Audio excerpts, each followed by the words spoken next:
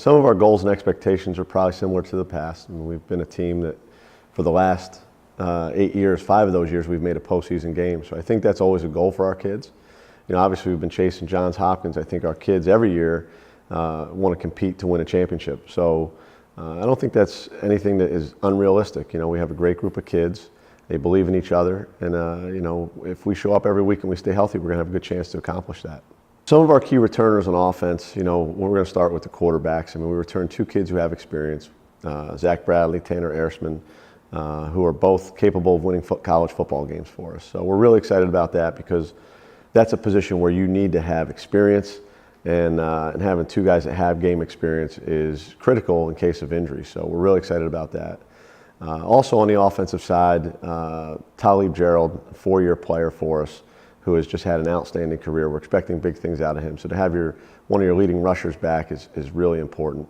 And then when you look out on the perimeter, I think we're going to be really explosive. You know, we returned 3 guys that have played wide receiver for us in the past: Freddie Perry, Kylon Priddy, and Dylan Aldifer. And all 3 of them are really explosive, and we'll be able to create some explosive plays down the field. So we're a little thin in the O-line, but we have some great kids with some experience there too. We're returning 2 starters. Aiden Kenny started some games for us last year, so we're looking at him. John Lomato comes over from the defensive side to compete for a starting spot, along with Tim Fink, Phil Weiser. So we have some size and some big guys, so we're going to look good coming out of the huddle.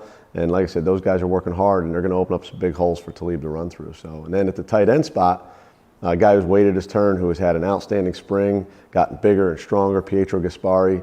We're expecting big things out of him. And then I'll be backed up by Tyler Schubert and Derek Kleinman. So really exciting. I think our offense has the ability to come up with big plays and be an explosive type of offense.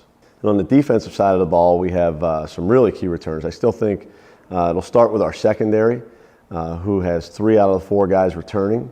Vince Moffett is a 4-year starter for us and an all-conference kid. Jeff Leone, he led the league in pass breakups a year ago, so we're really excited about having him back at one of the corners. And Ben Okins at the other corner, and this will be his 3rd year starting. So 3 out of the 4 guys have tons of experience. And then we're looking for that other safety spot. Marlon Fenster-Macher started a bunch of games for us at the end of last year. And then there's KJ Boston, who's had an outstanding camp. And then, Steve Jaravasilis brings a ton of experience too and knowledge to the game. And then there's some younger guys and guys that we're trying to figure out. Stephon Smith at corner. John McGee played for us last year at corner. So we have a lot of guys on the back end with experience, and that'll be big for us. And then we'll move to the defensive line, where I think that group has a lot of experience. We don't lose a ton, but Joe Granahan led the league in sacks a year ago and got bigger and faster and stronger, and we're expecting big things out of him. And we don't lose anybody on the interior defensive line.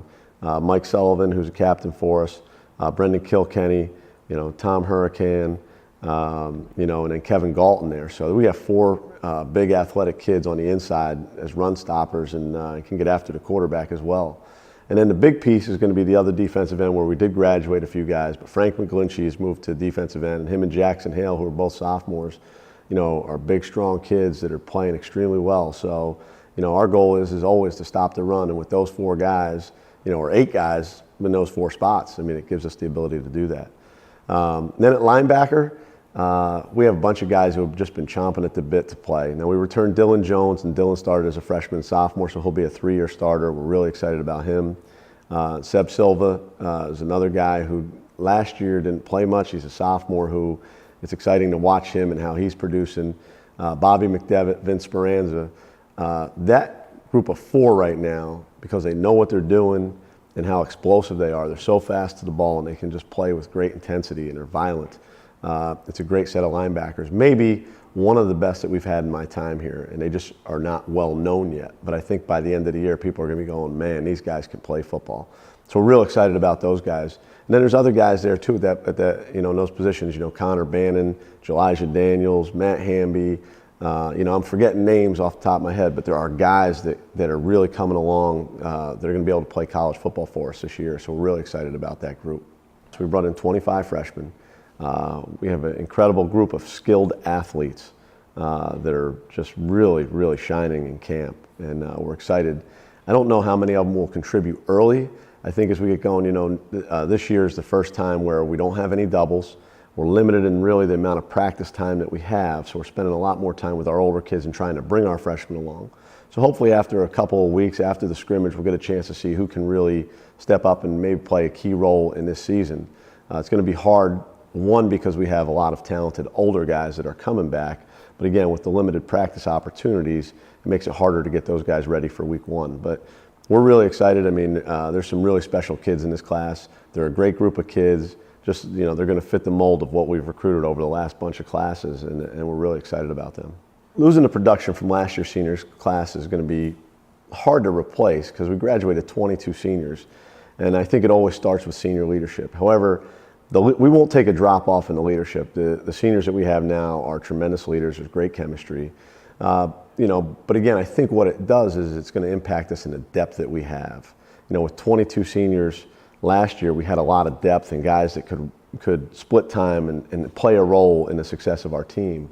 And that's probably going to be the most critical part this year, is that we don't have the depth or the necessary depth. You're going to see some of those younger guys coming along, names you haven't heard. So, you know, we're going to miss those guys. It's something you go through every year. Every program in the country is going through it. Hopefully, you know, we've done a good job as a coaching staff in the offseason to get our younger guys ready to fill those roles and the voids that were left by the seniors. Obviously, the first game of the year is always critical to get out of the gate fast against Lebanon Valley College, who 2 of the last 3 years, we've beaten them on the last play of the games.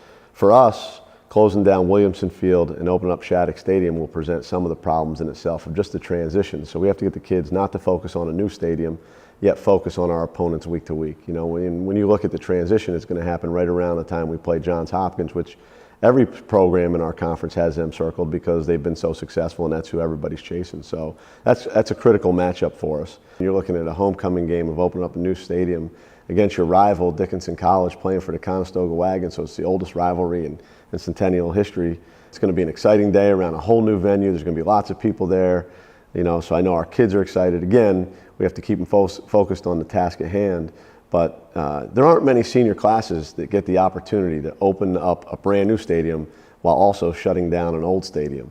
So there's a lot of excitement around our team, there's a lot of excitement around campus, and a lot of excitement for our alumni as well.